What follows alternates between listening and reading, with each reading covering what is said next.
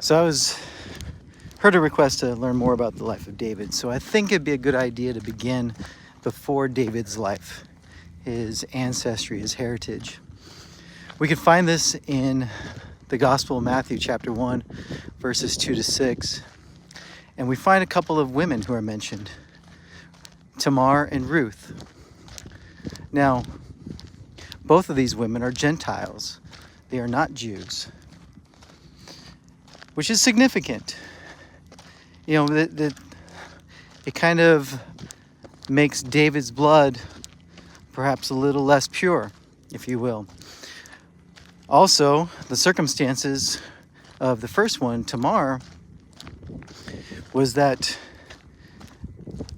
this was a case where Tamar dressed up like a prostitute and seduced her father-in-law, Judah, to trick him, and so produces twin boys, Perez and Haran.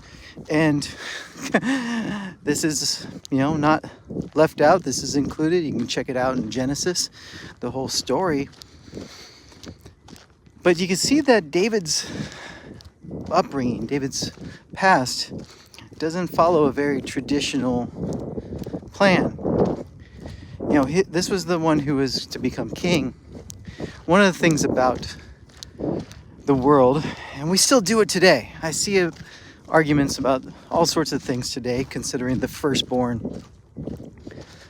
But if you look at David's history and you follow the things,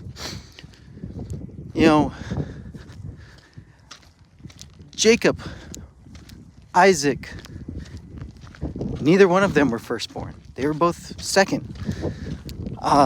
Judah was the fourth. Okay? And then Perez, he also was the fourth, and not a really legitimate one at that.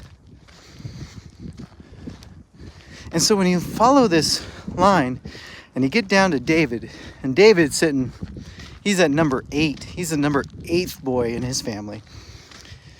And so one of the things that becomes clear with the Bible is that so many times what the world expects to see is not the way God works. We expect things to go a certain way, and we still do it. We're still biased by it. But God doesn't see things that way.